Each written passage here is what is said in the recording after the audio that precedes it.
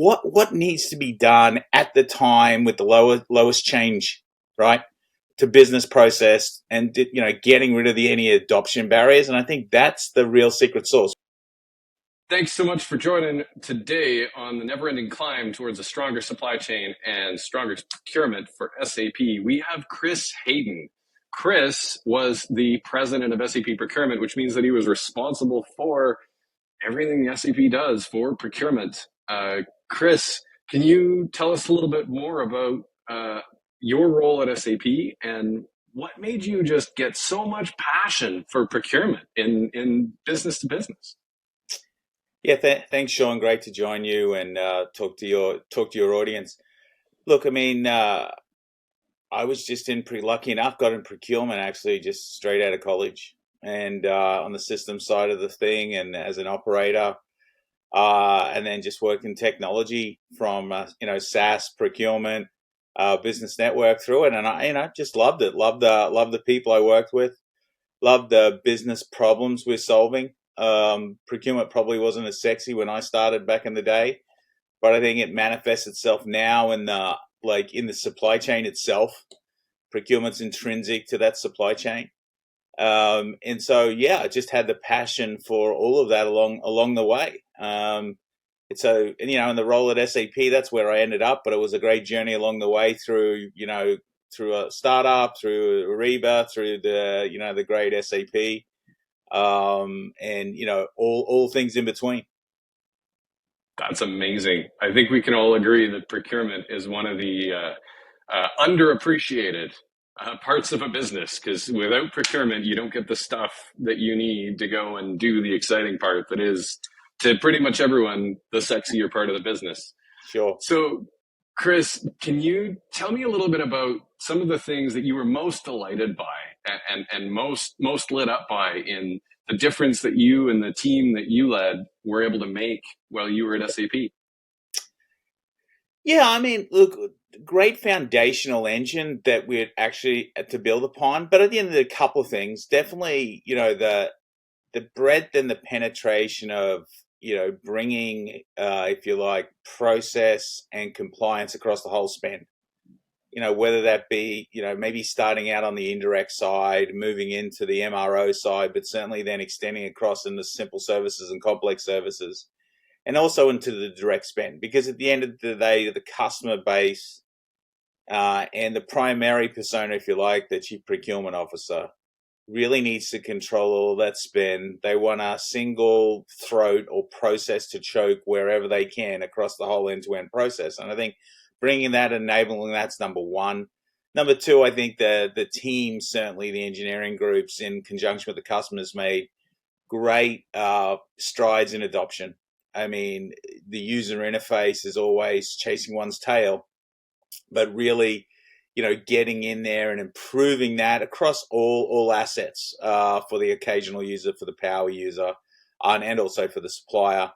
And then, probably last but not least is really just that really taking some of the knowledge, applied knowledge that you get when you got such an amazing, diverse group of customers across industries and global, coupled with the know-how of business process and like S4 and then the heavier procurement apps, really bringing some of that leading practice to bear in the apps to accelerate adoption and generate, lower total cost of ownership for the customers, was kind of the three things. And there's a lot of products, and, there's 20, 30 products maybe across that, and different point solutions that all go together, complementary to deliver that outcome for the customers. But they're probably the big three.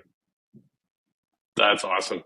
When you think about things that we all want to do a little more, and there's only so much time and so many resources, you get to that sort of idea of it'd be even better if.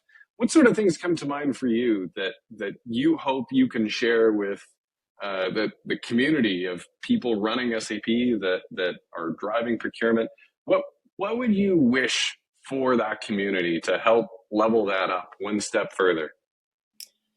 Yeah, I mean, I definitely think there's always striking this balance between you want a kind of single if you like, single solution. Again, as I mentioned, kind of like a one throat to choke. But I think the reality of the world is not so much there. What you really need is agile, quick, lower total cost of ownership, but just as importantly, lower change ownership, right? Whether it's changing your end users or changing your suppliers. And I think that's the number one thing. And Hasso Plattner had a great quote. I think he might have got it from Clayton Christensen. Was, "What's the job to be done?" And I think their focus always needs to be going back on, and the great Hasso was talking about that and in some part of S4 at that point in some of the early days. And I think how well that's going in terms of adoption and the like in the base is demonstrated.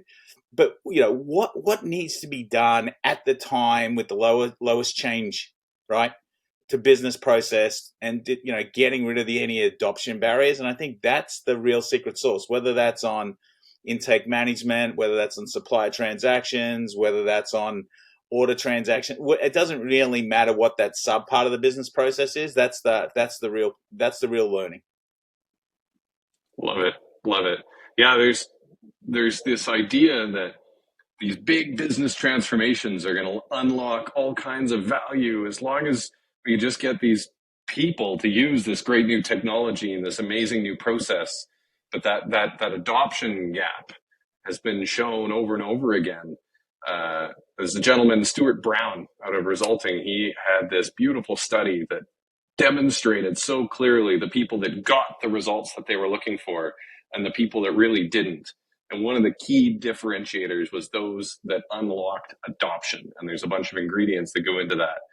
And one of the things that I keep seeing is this idea that if we just move everyone back to best process and standard and vanilla, that we get the adoption.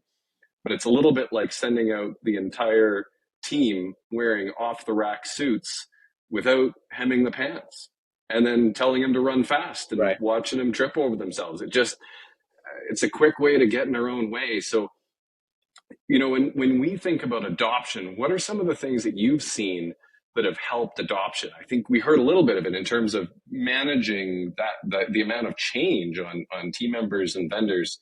What are some of the things that you've seen that have really unlocked adoption in your experience? Oh, there's no doubt it's really simplicity in its way. Do you really need the full, hardcore process for every single, if you like, sub business process flow? The answer is no. Number two is kind of follow where your investment is. I mean, if you have to put another interface in front of a customer or a supplier, there's a change management tax. And if you particularly, once you want to go outside the four walls of your firewall, right, actually out into your community, you have it double because you have to train your internal people and then the larger ecosystem. And so where you can just not have to do half that effort, because it's no change internally or no change externally, or ideally both, rare, but ideally one side, that just makes it faster, easier, and more trackable in my experience. And with customers who've really got to that last part of the adoption standard deviation curve to get over to that last hurdle of that 95+% where you get to the true last 5 or 10% of the business case. Yeah, unlocking the last dollars and then some. Yeah, It's the rare few that can take the business case and then over deliver on it. And that's the magic. right. That's where the magic happens. I think so, and it's also if you do it the right way, it's not like you don't leave yourself the option, I should say, to go and extend that later on if you need to. Like if your business changes, if there's a merger or acquisition or a divestiture or whatever, like okay, I can get that in, get control, get visibility, get all those core parts of a business case, the food, shelter, water. But if there's a change in strategy or approach and you need to go and extend or put a more detailed, heavier solution in place because business dictates it, then you still got that option. And I think that's also then when you can talk about not just your procurement outcomes, but also when you can talk to the larger just technology footprint that's important in corporates, right? I mean, it's not no function is an island, of course, but again, focus on the business outcomes. But if it can complement your longer term IT strategy, whether that's security, business process, privacy, scalability, et cetera, et cetera. I think that's critically important, and that's another decision criteria for sure. That's brilliant. And if you had one wish for the SAP ecosystem and companies like ours that are adding to that capability for procurement, what would be one wish or two wishes that you would have that you would want to share with the SAP community in the procurement space? Yeah, well, I think the BTP community, I guess, is part of it's an extension engine, if you like, of probably the world's best business process engine that's ever been built, core S4, ERP or ECC So formerly, and capable. all those things. But let's call it S4 to be appropriate for today's releases. But I think the reality is you've got these great processes. It doesn't just have to be in procurement. I'm sure it's in HR, it's on supply chain, it's across all the functions where you want to just extend that investment and extend that collaboration with the lowest change management on the same technology footprint. I mean, that's really it. Because I think everyone knows what the work to be done or the business process they want to get to. It's just how do they get to that faster? And again, for the ecosystem partners like yourself, Sean, is you're kind of already semi in the family. That's part of lowering that change management tax because you're already doing so much of the hard work when it comes to the integration, which is a lot of the bugbear here, right? And leveraging that integration. And when I always thought about integration, I always thought of it like as what I call the double T model. There's the technical integration, but then there's the process integration. And I think that's the super opportunity is you get close with the great technical integration, which is wonderful. But if you can get that process integration simple, right? That just drives adoption and it drives, attractiveness of products for sure. That's a beautiful thing. Adoption, unlocking it. Yep. Chris, thank you so very much. Appreciate your time joining today, and hope all of you got something to take home so that you can be a leader on your own company's never-ending climb to a stronger supply chain and stronger procurement. Thanks, everyone.